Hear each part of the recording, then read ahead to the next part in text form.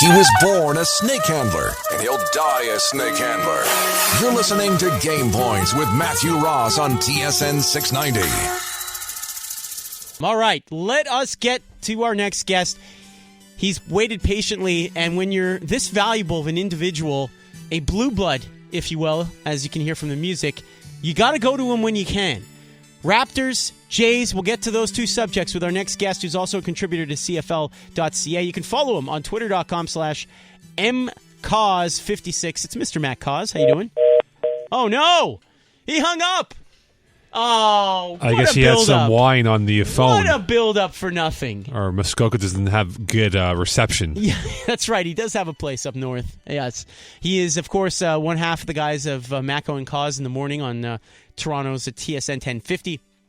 Former booker for shows like the Casino Rama Grill Room, but also off the record for a time as well. So he's a well-versed sports gentleman, is Matt Cauz. He would fit perfectly in Napa Valley, Northern California, where the vineyards are out in full force.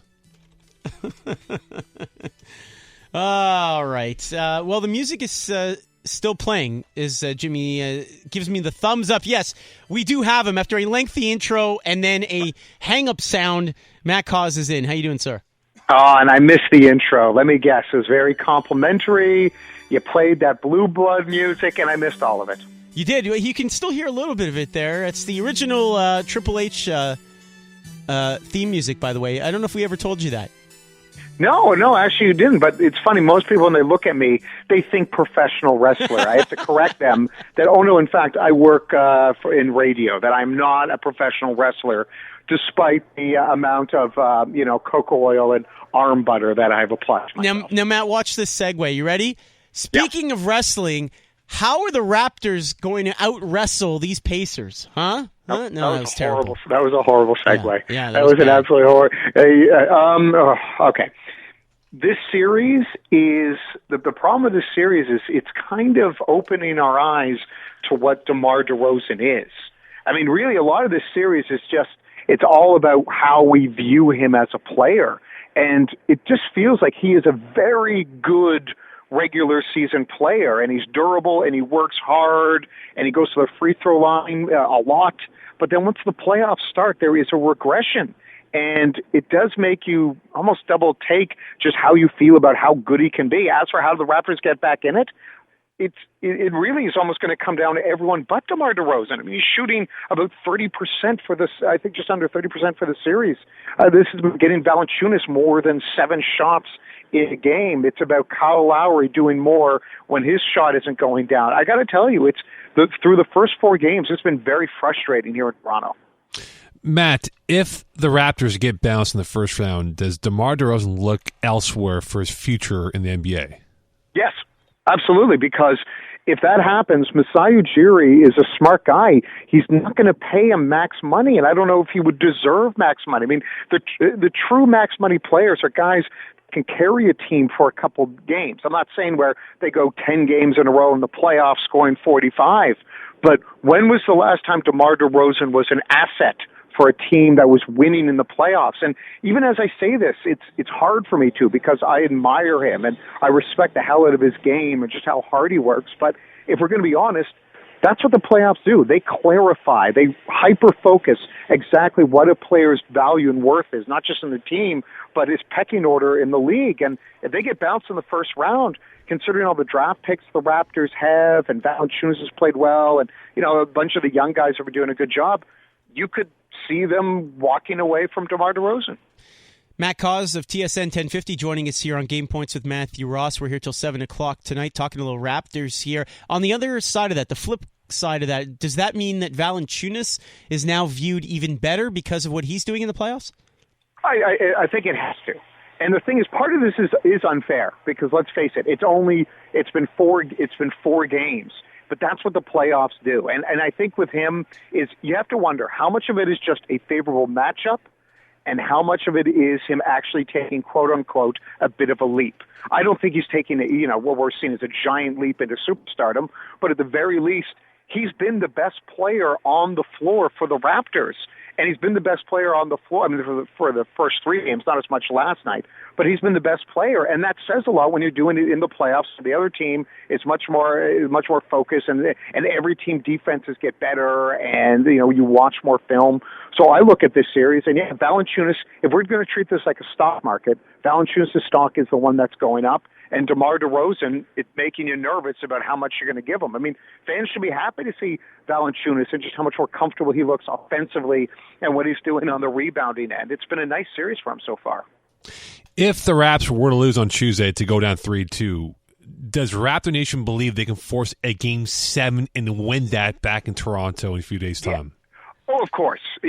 Absolutely. I mean, they won 56 games. They had a winning record against all the top teams in the East. They played Golden State very well. They beat San Antonio. If you look at the season, it's the greatest regular season in Raptors history. It's one of the best regular seasons we've seen in Toronto in ages, if you just go by winning percentage. So fans do think it can happen. I think the thing that's most frustrating is this is the NBA. The NBA doesn't have many upsets. In the last 15 years, the amount of 6 or 7 or 8 seeds that win a playoff round, it's like 12% of the time. And when the last times it happened against the Raptors when the Wizards, who were a 5 seed, and the Raptors were a 4 seed, when they got swept last year. Matt Cauz joining us, talking some Toronto sports here. Let's move over to the Diamond. Jays get a big win today against Oakland. They win a series. Obviously, Colabello suspended. That's probably bigger news this week. But that said, Jays pick up a series win, something they sorely need, especially the way that Baltimore is playing. Now they're only 2.5 games out. They're back to 500. Are people starting to feel pretty confident about this team, or are they worried that they're 500 after 20 games? No, where we are is we're quietly frustrated, but we recognize, the annoying thing about baseball is no matter what proclamation you make, someone else will turn to you and go, well, it's 162 games, it's a small sample size, and it's a marathon, which always annoys me because sometimes you want to just freak out. I think fans actually are are pretty satisfied with the season so far. There's been some frustrating losses, including one against the series against Baltimore with all the men left in scoring position. But I think Jays fans overall should be happy because our biggest question mark was the rotation. And everyone not named R.E. Dickey has been great. I mean, even Drew Hutchison wasn't bad today. I mean, of course, Hutchison's on the mound, so that means the Jays are going to score a bunch of runs early because that's what they did all last year for him. But I think overall fans are happy because if the rotation can continue like this, we know the offense will eventually get going. It might not put up the numbers it did last year, but that's unrealistic to expect that 2 years in a row. So I think fans are okay. When we get upset, it's because of greed from what happened last year. And you know what? I got to tell you, it's kind of nice that fans are maybe a little over-emotional. How many times in the Jays season it's met with empathy? I would much prefer this than what we've had in the past. No, that's very true. I wanted to squeeze in one CFL item for you. I know you're a big CFL guy, and one of our guys here in the studio, Dave Trentadue, helped to produce a program from the last couple of years here on TSN 690. It was a weekend football show called In the Trenches, and one of the co-hosts for the show was Alouettes offensive lineman Josh Bourke, who's now moved on, of course, to the Toronto Argonauts. Dave, I was wondering, just to put you on the spot here a little bit, if you wanted to pass along any nuggets about Josh Bourke that Matt Cauz, a sister station of ours, maybe could use. Josh Bourke is a great guy. He's awesome. He's honestly one of the nicest guys you could. But he's great, and he's loved by all his teammates. And he's just a really respected guy, I think, on the locker room, on the field, and even here at TSN 690. What about as a radio guy? Any thoughts for Matt here? Does Matt have to worry about his spot on his morning show, or what? I would be worried. Josh Bourke is very, very media savvy. He's well spoken, and honestly, I could see him doing media after his career is over. Well, as long as his career goes on a couple more years. I mean, let's face it. Eventually, I will get fired. Mostly, it'll be for my inability. It'll be for my inability to pronounce names. I once mispronounced my own name. I called myself Glauz instead of Cauz once. So, I think Josh Bourke. By the way, you haven't really given me any juicy I can use on him. Beyond, he's a good guy. Let's face it. With the Argonauts, they got rid of Trevor Harris. Ricky Ray better stay healthy because there is no Plan B around here. Stay away from. We had some friendly wagers on the show, and he was on the winning side most of the time. Ooh. Done.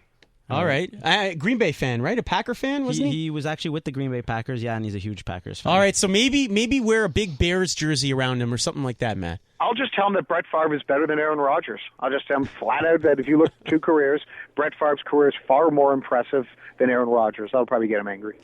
Merci, Matt.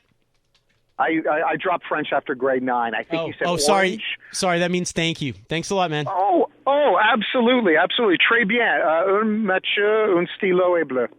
Very good.